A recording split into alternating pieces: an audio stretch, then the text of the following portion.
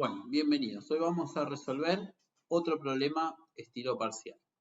En este caso, un problema de potenciometría y conductimetría.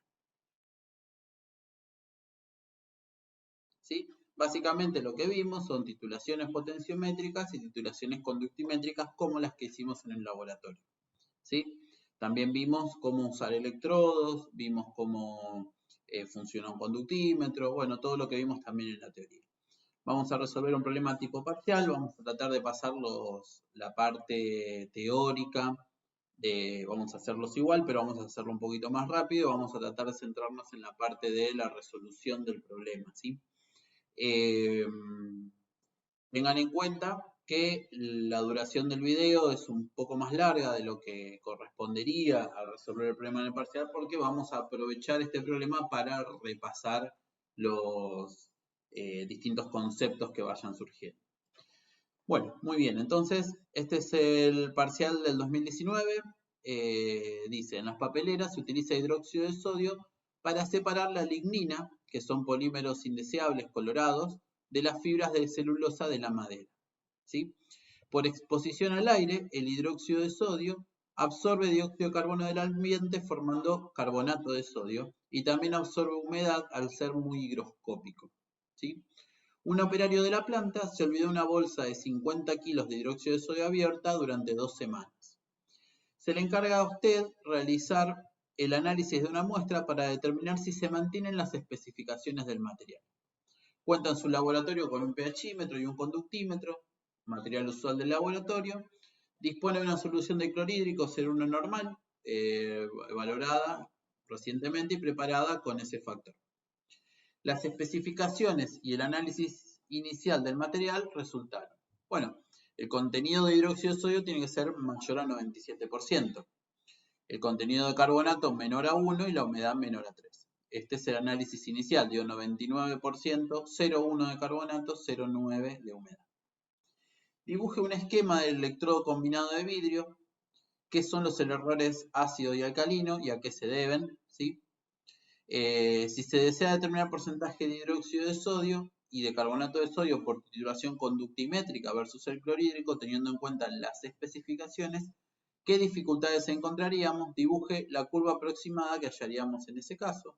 ¿Sí? Seguimos adelante.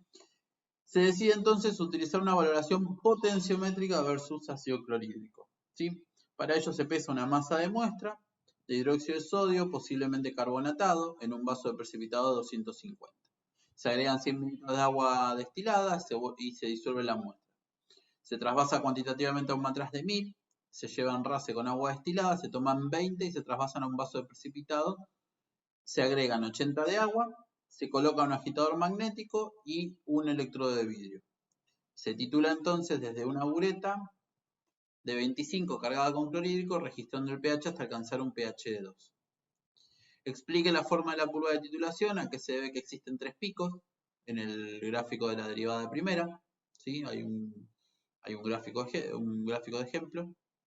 Si los volúmenes correspondientes a los máximos de la curva fueron de 17 tanto, 17 tanto, 18 tanto, calcule el porcentaje de hidróxido de carbonato y de agua en las muestras por diferencia, ¿no?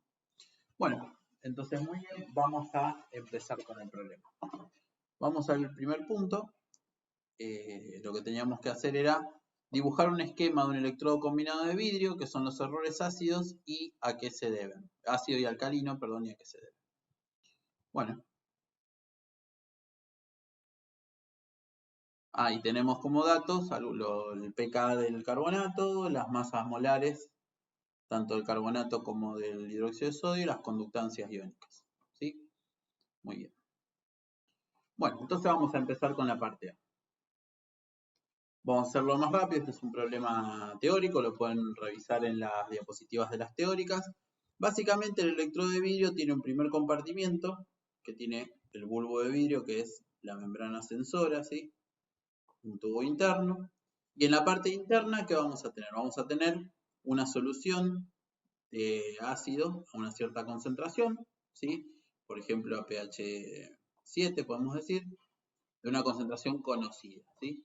En esta parte vamos a tener un primer electrodo, ¿sí? Que va a consistir de un alambre de plata, cloruro de plata, ¿sí? Sólido. Y después vamos a tener una parte externa, ¿sí? Un tubo concéntrico externo. Al ser un electrodo combinado de vidrio, tiene la referencia en la misma solución. Entonces acá adentro va a haber un segundo electrodo, ¿sí? También de un alambre de plata, con cloruro de plata, sólido, ¿sí? Y además vamos a tener una frita que conecta la solución con el exterior y una frita interna que conecta estas dos soluciones para cerrar el circuito, ¿sí? Entonces, básicamente lo que tenemos son dos electrodos de referencia que conectan a través de esta membrana de vidrio, ¿sí? Con la solución externa, vamos a estar en un recipiente, y tiene una concentración de protones desconocida, ¿sí? Esta es la solución externa, esta es la solución externa, las soluciones internas, ¿sí? Dentro de cada átomo. Al estar todo combinado en un mismo bastón, todo, por eso se llama el electrodo combinado de vidrio, ¿sí? El electrodo de referencia está también metido adentro de los dos electrodos, ¿sí? Bueno, se puede escribir la ecuación, se pueden hacer un diagrama de la membrana, son preguntas típicas de parcial, cómo funciona la membrana, qué iones se transmiten a través de la membrana. Bueno, hay varias preguntas, ¿por qué se usan dos electrodos de referencia? Escribir la ecuación como si fuese una celda, bueno, varias preguntas en el parcial. En este caso, ¿sí? Nos preguntan, todo eso lo pueden repasar en las teóricas, en las diapositivas de la teórica. En este caso nos preguntan por dos errores, el error alcalino y el error ácido, ¿sí? ¿Sí? Siempre es importante, les marco dos cosas importantes de esto, ¿no? Siempre es importante marcar la membrana, ¿sí? ¿Dónde está? Siempre es importante marcar los dos electrodos de plata, cloruro de plata. Siempre es importante marcar las dos fritas, porque si esto no está conectado, no se cierra el circuito. Y es importante marcar también las soluciones ácidas internas y externas. Una que tiene una concentración conocida, pueden poner una concentración C conocida, y la concentración externa que es desconocida es la que queremos calcular en función de la diferencia de potencial entre estas dos terminales, ¿no? Nada, para que lo tengan siempre en cuenta son cosas importantes, y lo otro importante es la construcción, ¿sí? Que tiene que ser todo en un mismo, en un mismo bastón, ¿sí? De no ser un electrodo combinado, ¿sí? El electrodo de referencia externo estaría en otro bastón al lado de este, ¿no? Pero tendría que haber una conexión eléctrica entre los dos y un puente salino, ¿sí? O una frita entre este electrodo y la solución también. Al estar todo combinado es más sencillo de transportar, de utilizar en campo, en el laboratorio, ¿sí? Está todo en una misma construcción, en un mismo bastón. Por eso también se llaman electrodos monobastón, ¿sí? Bueno, entonces vamos a tratar de entender brevemente el error alcalino y el error ácido, ¿sí? ¿Qué pasa cuando tengo un error ácido? El error ácido ocurre cuando tengo una alta concentración de protones, ¿sí? La concentración de protones es muy alta. Entonces, ¿qué pasa? La superficie de la membrana se empieza a llenar, ¿sí? Todos los sitios activos de la superficie de la membrana se empiezan a llenar con protones, y cuando está muy concentrado, ¿sí? Toda esta membrana está completamente cubierta, y al aumentar más la concentración, varios de estos eh, protones no pueden llegar a la membrana, ¿sí? Entonces el sistema no los censa, ¿sí? Entonces, cuando yo me voy a pHs muy ácidos, por ejemplo, pH aproximadamente 1, el sistema va a pensar que está a un pH menos ácido, o a un pH aproximadamente 2. Este va a ser el aparente, ¿no? ¿Por qué? Porque a medida que yo agrego más protones, el sistema no los censa, ¿sí? Ya está saturada la superficie de la membrana con protones y no los va a censar.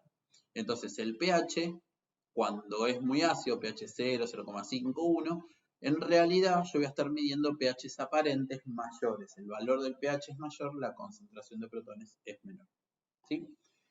¿Qué pasa con el error alcalino? En el error alcalino ocurre cuando tengo oxidrilos altos, ¿sí?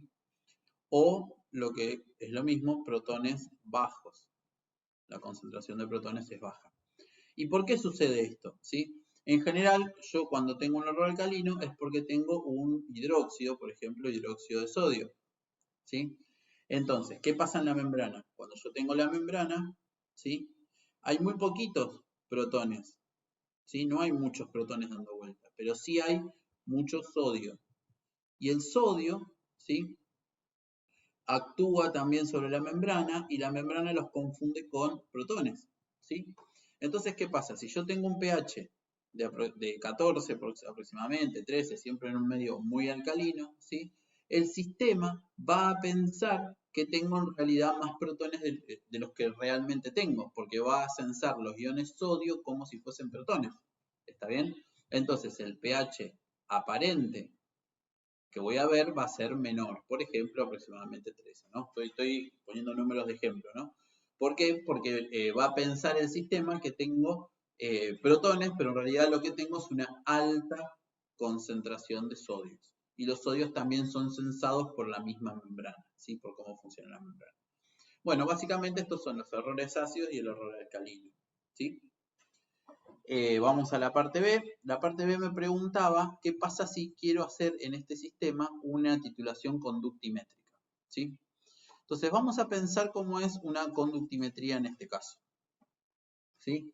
Recuerden la conductimetría, el punto B, ¿qué quiero hacer yo? Tengo un vaso de precipitado, ¿sí? Pongo una alícuota de la muestra, ¿sí? La muestra aparentemente contiene hidróxido de sodio, que es el componente principal, va a contener agua, pero al disolverlo no me va a afectar en los equilibrios. Y voy a tener una parte de carbonato de sodio, ¿sí? Cuando disuelva esto y le agregue ácido clorhídrico de una bureta, ¿sí? Voy a agregar desde una bureta ácido clorhídrico, 0,1 normal, ¿sí? Y lo que voy a medir acá es la conductividad entre los dos terminales con un conductímetro. Entonces acá voy a medir la conductividad, ¿sí? Entonces, ¿cómo funciona esto? Vamos a suponer que no tengo la mezcla anterior. Supongamos que tengo una mezcla equimolar, digamos, o de cantidades similares de hidróxido y de carbonato, ¿sí? ¿Cuáles son los equilibrios que van a ocurrir a medida que yo vaya agregando ácido, ¿no? Entonces, lo primero que va a ocurrir es que voy a tener hidróxido, se va a disolver para darme sodios y oxidrilos. Esto se disuelve completamente, es un electrolito fuerte. El carbonato de sodio también es una sal que se disuelve completamente, me va a dar 2 sodios más carbonatos, ¿sí? Y a medida que yo vaya agregando ácido, lo que va a pasar es que los oxidrilos van a reaccionar con el ácido del clorhídrico, ¿sí? Van a formar un equilibrio bastante desplazado para formar 2 de agua, ¿sí? Este equilibrio está muy desplazado hacia la derecha. Lo mismo va a pasar con los carbonatos. A medida que yo agregue ácido, ¿sí? Lo que va a pasar es que primero se va a formar bicarbonato, ¿sí? Y en un segundo paso, el bicarbonato se va a transformar en ácido carbónico, también con un equilibrio, más agua, y a su vez el ácido carbónico se va a descomponer en agua más dióxido de carbono. Este dióxido de carbono es el responsable que vamos a ver burbujitas cuando lleguemos a ese estado de protonación, digamos, ¿está bien? Entonces, de todos estos iones, ¿cuál es el más fuerte? Bueno, primero lo que va a pasar es en este orden. Lo primero que va a pasar es que se van a titular los oxidrilos, ¿sí? Porque es el más fuerte. En segundo lugar, los carbonatos. Y en tercer lugar, el bicarbonato, ¿sí? Esto por el orden de pKa. Prácticamente esta reacción está completamente desplazada a la derecha. Estos son equilibrios. Y a medida que yo vaya agregando, esto viene del ácido clorhídrico, ¿sí? A medida que yo vaya agregando clorhídrico, se va a ir neutralizando. Entonces, si yo pienso la curva de titulación conductimétrica, ¿cómo va a ser? Vamos a hacer la forma más que nada. Después vamos a ver con números qué es lo que pasa, ¿sí? Entonces, ¿qué es lo que voy a tener yo si yo hago la curva de titulación? Si yo mido la conductividad en función del volumen, ¿sí? Entonces, supongamos que tengo el volumen 0 y dijimos que teníamos cantidades equivalentes de hidróxido y de carbonato, ¿sí?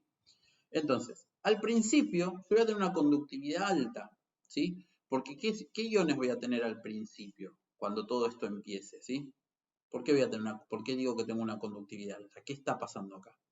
Bueno, acá yo voy a tener todos los sodios, los que vienen del carbonato y los que vienen del hidróxido. Voy a tener los oxidrilos, que tienen una conductividad muy alta, y voy a tener los carbonatos. ¿Sí? Todos estos iones van a estar en solución. ¿Está bien? A medida que yo vaya agregando ácido clorhídrico, ¿qué va a pasar con la conductividad? ¿Va a aumentar todavía más o va a disminuir? Si miramos los valores, ¿sí?, de conductividad iónica específica, ¿sí?, pues como para tener una idea, vemos que el sodio tiene 50, ¿sí?, el oxidrilo tiene 198 y los carbonatos tienen 72. ¿Sí? Entonces, ¿qué va a pasar a medida que yo agregue ácido, ¿no? Dijimos que de este tengo 3. ¿Sí? Acuérdense que tengo un equivalente cada uno, me da 3 equivalentes de hidróxido. O sea que acá tengo 150, 350 del hidróxido, 78 del carbonato. Estos son los números, ¿sí?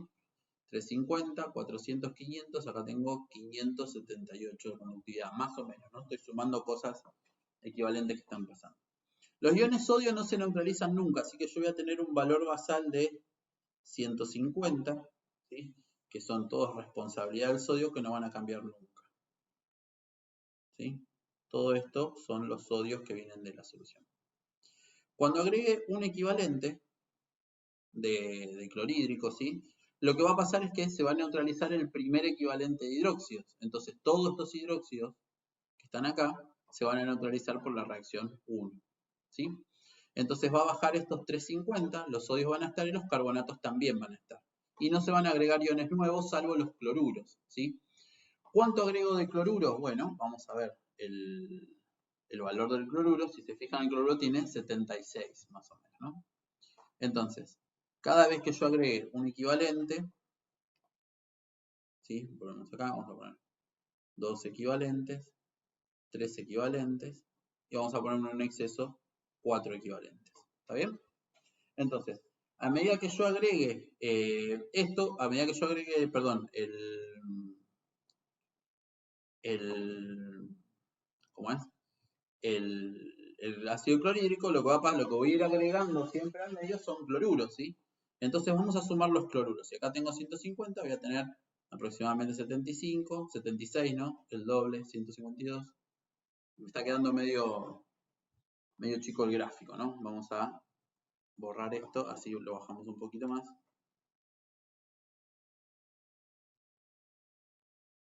Así no me queda tan ajustado, ¿no? Entonces, vamos a poner 150 por acá. ¿Sí? Esto es lo que dependía de los sodios. Vamos a poner los cloruros, entonces me van a quedar algo así. Todo esto es lo que voy agregando de cloruros, van aumentando a medida del tiempo porque es clorhídrico que estoy agregando, ¿sí? Y cuando llego acá, lo que voy a tener es, en el primer equivalente, además, el valor del carbonato, ¿sí? Hasta acá. Entonces, todo esto es lo que va a disminuir hasta el primer equivalente. ¿Está bien? Esta parte que se mantiene así son los carbonatos.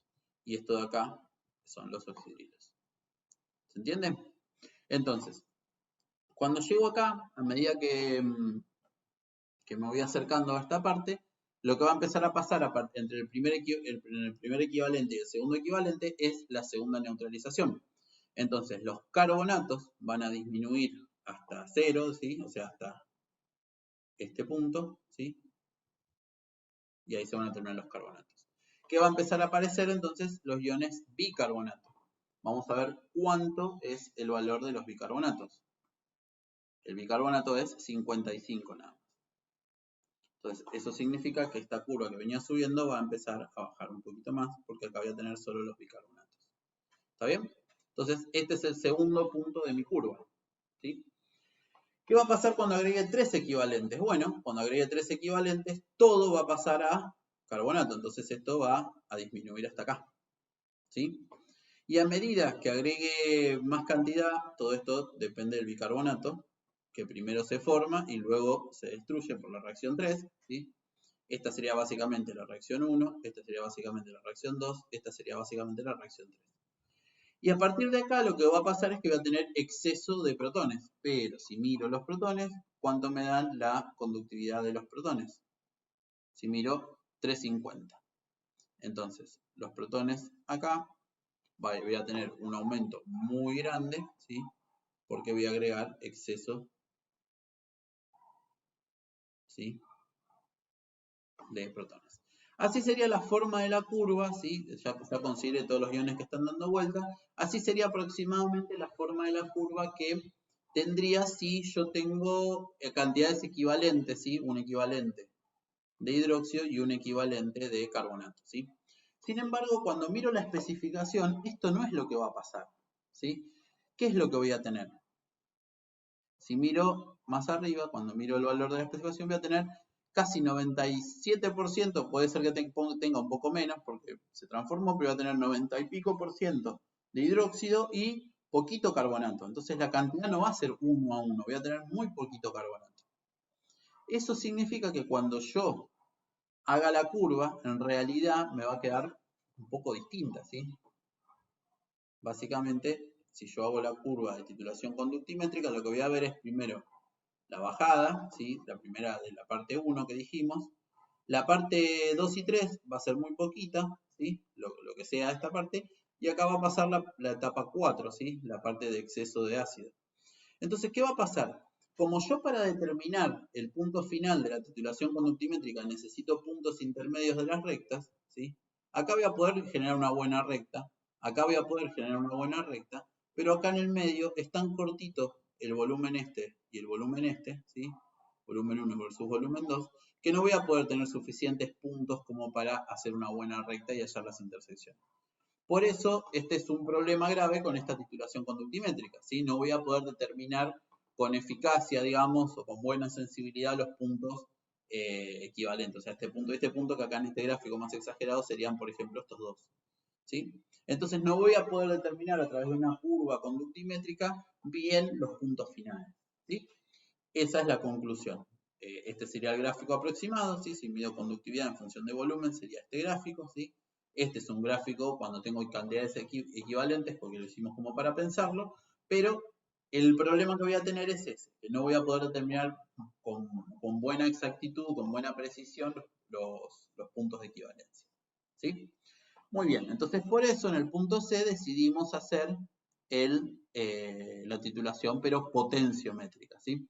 Entonces, me dice explicar la curva de titulación a que se debe que existan 3 picos en el gráfico de derivada primera. Bueno, esto es bastante fácil, ya un poco lo explicamos, ¿sí? El punto C me dice cuál es la curva potenciométrica de este sistema y por qué hay 3 picos, ¿sí? Bueno, básicamente la curva potenciométrica, ¿sí?, va a ser la curva de titulación donde voy a medir, ¿sí?, pH en función de volumen, ¿está bien? De vuelta, si pensamos la curva como si tuviésemos un equivalente de hidróxido y un equivalente de carbonato, ¿qué es lo que va a pasar? Ya lo dijimos antes, lo primero que va a pasar es que el hidróxido se va a neutralizar con el ácido del clorhídrico, ¿sí? Primera reacción. Esto me va a dar agua, ¿sí? Básicamente 2 de agua, bueno, en este caso puse el sodio, así que más sodio. Lo segundo que va a pasar es que los iones carbonatos se van a transformar en bicarbonatos, ¿sí? Esto estrictamente es un equilibrio, pero está muy desplazado hacia allá.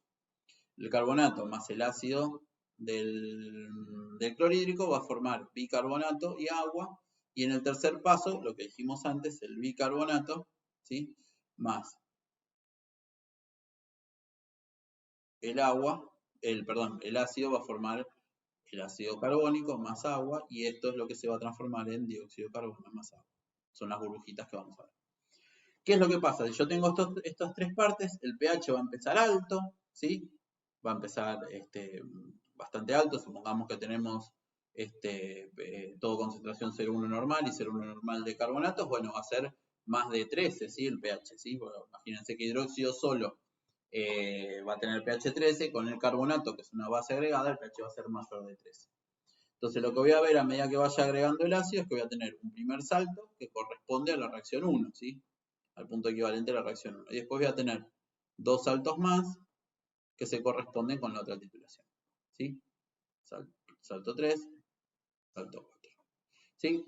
Como la cantidad equivalente de carbonato y de bicarbonato son las mismas, porque todo el bicarbonato proviene del carbonato, entonces este volumen, ¿sí? Esta distancia, este volumen va a ser igual a este volumen. ¿Sí? Bueno, bien.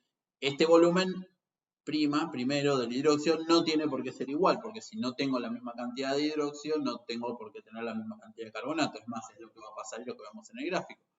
Pero sí, de carbonato y bicarbonato siempre voy a tener, en este caso voy a tener siempre la misma cantidad, ¿sí? De carbonato que de bicarbonato, porque todo el bicarbonato proviene del carbonato, lo que estamos suponiendo. Entonces, estos volúmenes son iguales. ¿Está bien? Si hago la derivada primera de esto, ¿qué voy a ver? Como tengo un mínimo, perdón, acá un punto de equivalencia, acá tengo un punto de equivalencia, son puntos de inflexión de la curva, entonces lo que voy a ver es, en este caso, mínimos. ¿Sí? Entonces en la derivada primera voy a ver un primer mínimo, acá voy a ver un segundo mínimo y acá voy a ver otro mínimo. ¿Está bien?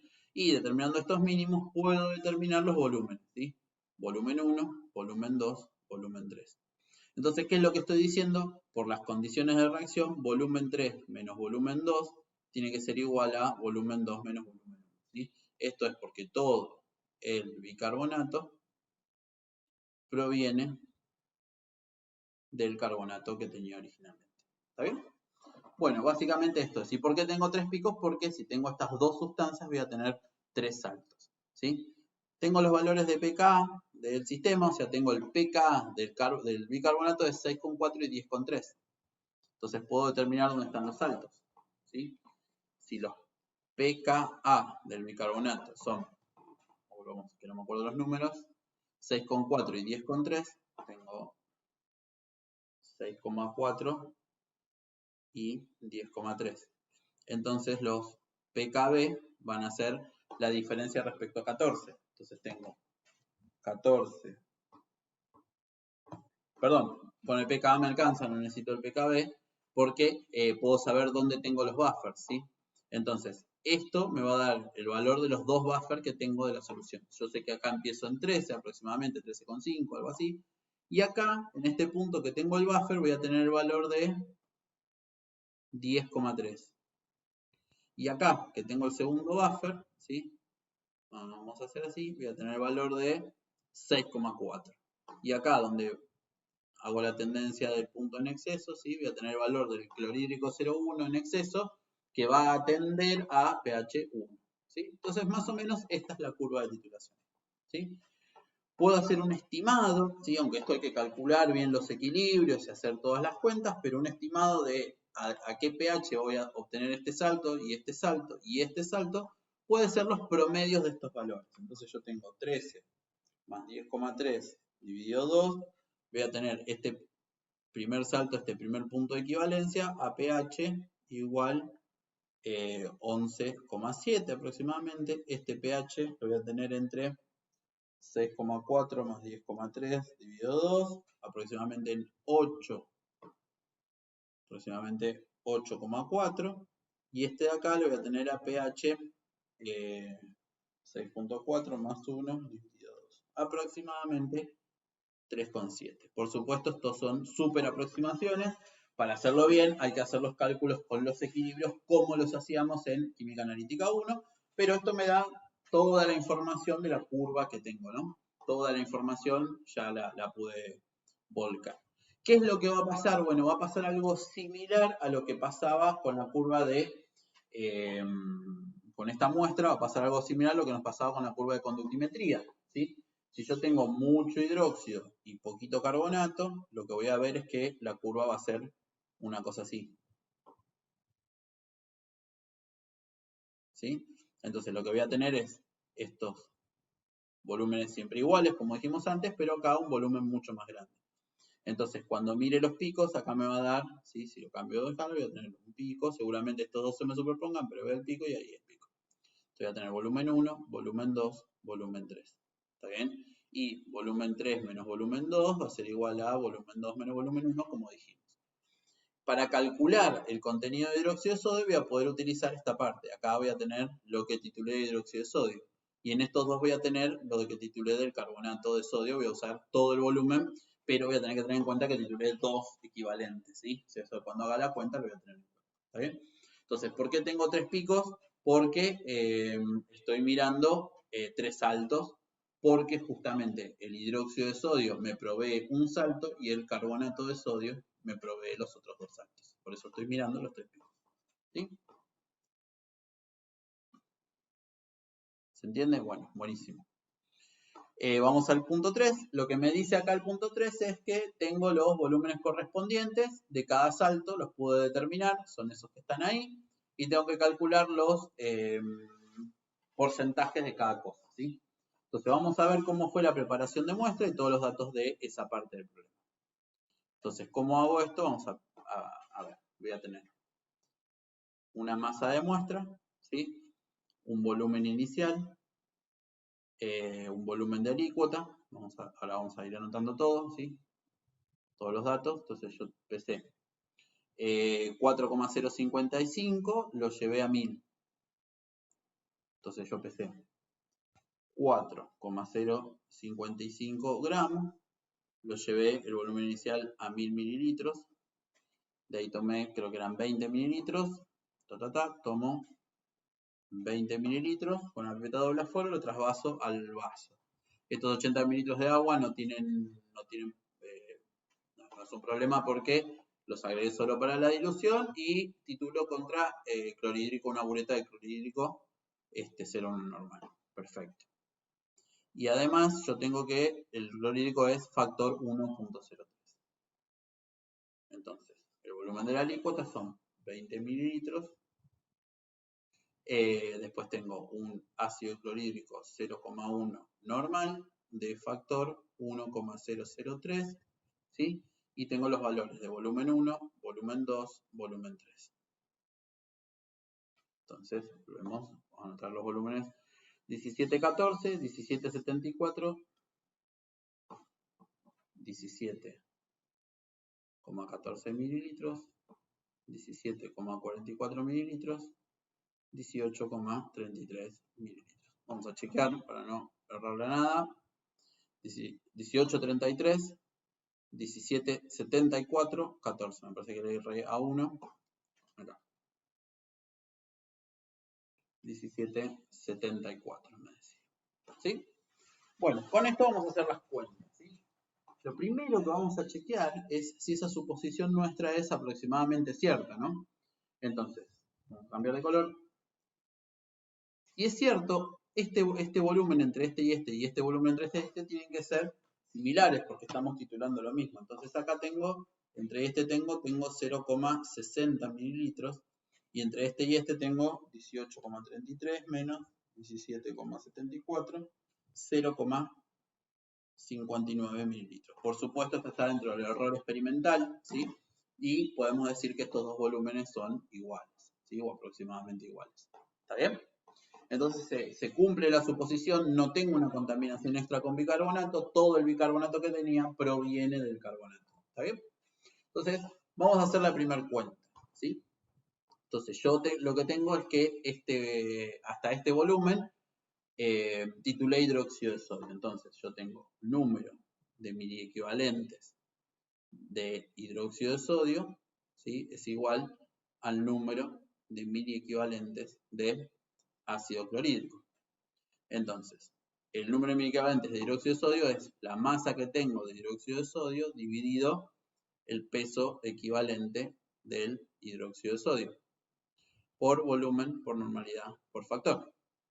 Entonces, la masa de hidróxido de sodio va a ser volumen por normalidad por factor. En este caso voy a poner volumen 1, que es el responsable del hidróxido de sodio, por el peso equivalente, que va a ser la masa molar del hidróxido de sodio dividido 1000 en este caso.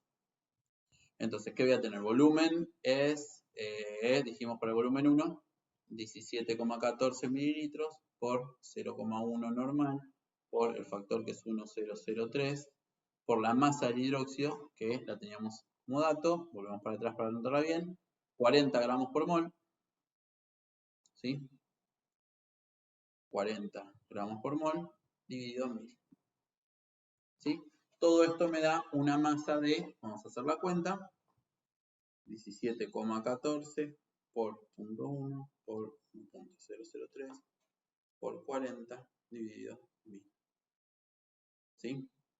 Son 68,8 miligramos de hidróxido de sodio. Sin embargo, todo esto está en la dilución que hicimos, ¿no? Uy, perdón, me fui de pantalla. En la dilución que hicimos, ¿no? Recuerden que nosotros pesamos 4 gramos a 1000 y de ahí tomamos 20 mililitros. ¿Sí? Entonces, ¿cuánto hidróxido de sodio tenía en la muestra original? Tengo que calcular la dilución. Entonces, para calcular el porcentaje de hidróxido de sodio en la solución original, lo que voy a hacer es, bueno, 100 por, tengo que poner la masa de hidróxido de sodio sobre la masa de muestra, pero acá voy a tener que tener en cuenta la dilución.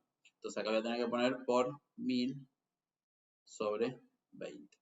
Entonces esto me da 100 por la masa de hidróxido de sodio, 0,0688 por 1000, todo esto dividido, la masa de muestra que son 4,055 gramos por 20 mililitros. Y todo esto me da, hacemos la cuenta, 100 por 0.0688 por 1000 dividido 4.055 dividido 20. ¿Está bien? Fíjense que acá, así como está, ya la muestra me da 84,8% de hidróxido de sodio. Ya sí, con esto, si miro la especificación, ya no cumple, ¿sí? O sea, si la especificación era que me tiene que dar más del 97. Fíjense que haberse olvidado la bolsa abierta durante 2 semanas arruinó la bolsa del material, ¿sí? Eso quiere decir que ya el hidróxido de sodio ya no tiene el contenido que tenía originalmente y tiene solamente, en lugar del 99% de hidróxido de sodio, tiene el 85% de hidróxido de sodio, ¿sí? Vamos a calcular, a ver cuánto eso, primero porque nos piden también calcular el porcentaje de carbonato y de agua, por diferencia, pero vamos a calcular además cuánto carbonato tenemos, para ver si realmente aumentó por eso o se contaminó con otra cosa, por ejemplo con arena, o alguien le metió tierra o algo que no responda a un pH como el que estamos usando, que no sea carbonato, entonces el porcentaje de carbonato tal vez medio bajo, pero vamos a ver qué es lo que pasa. ¿Cómo calculo el porcentaje de carbonato? Bueno, tenemos que tener en cuenta los otros volúmenes. Entonces, para eso el número de miliequivalentes de carbonato de sodio, ¿sí?, es igual al número de miliequivalentes de ácido clorhídrico que usé para esa titulación. Entonces, en este caso va a ser volumen 3 menos volumen 1, ¿sí?, por normalidad por factor, y de este lado va a ser la masa del carbonato de sodio dividido el peso equivalente del carbonato de sodio, ¿sí? Entonces, ¿cómo hago esta cuenta? Seguimos para abajo. Seguimos, entonces la masa de carbonato de sodio va a ser igual al volumen 3 menos volumen 1 por normalidad por factor por el peso equivalente, que va a ser la masa del carbonato de sodio dividido en este caso 2000, porque estoy titulando 2 protones del carbonato, entonces cada mol tiene 2 equivalentes, por eso dividido por 1000 y 1000 para pasar a 1000 equivalentes. Entonces, esto acá me va a dar, vamos a ver los volúmenes, esto me da 1833 menos 1714, esto está en mililitros, por la normalidad 0,1, por el factor 1003, por la masa del carbonato. Vamos a chequear cuánto era, estaba como dato, la masa del carbonato es 106.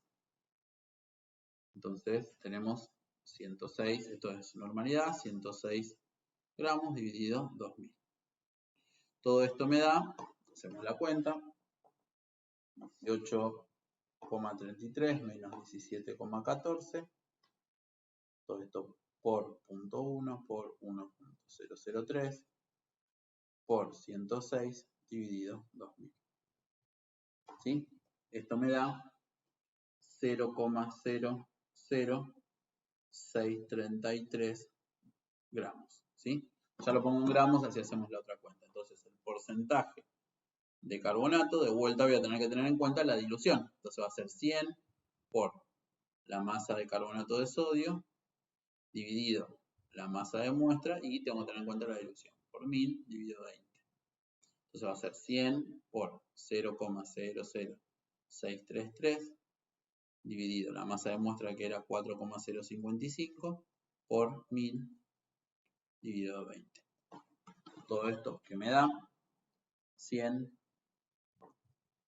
por 0,00633 por 1000 dividido 4,055 dividido 20. Entonces tenemos 7,8% ¿sí? De carbonato.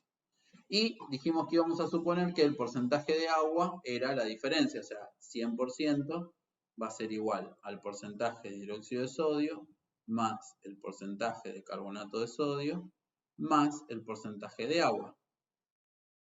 Entonces de acá puedo despejar que el porcentaje de agua es 100 menos el porcentaje de hidróxido de sodio menos el porcentaje de carbonato de sodio. Entonces por diferencia puedo decir que es 100 menos 84,8 menos 7,8. Todo esto me da 100 menos 84,8 menos 7,8 igual 7,4%. Bueno, básicamente, ¿sí? La muestra no cumple, ¿sí? No cumple el contenido de hidróxido de sodio, no cumple el contenido de carbonato y no cumple el contenido de agua. El hidróxido de sodio, al ser una sustancia muy higroscópica, se humedeció y además se carbonató porque reacciona con el dióxido de carbono del aire, sobre todo porque estuvo mucho tiempo la bolsa expuesta. Entonces, esta muestra se arruinó y ya no cumple con las especificaciones. Hay que ver si sirve para el proceso. Pero bueno, ustedes como los que estaban a cargo del análisis, lo que tienen que reportar es que esta muestra no cumple. ¿Sí? Bueno, espero que les haya gustado. Nos vemos la próxima.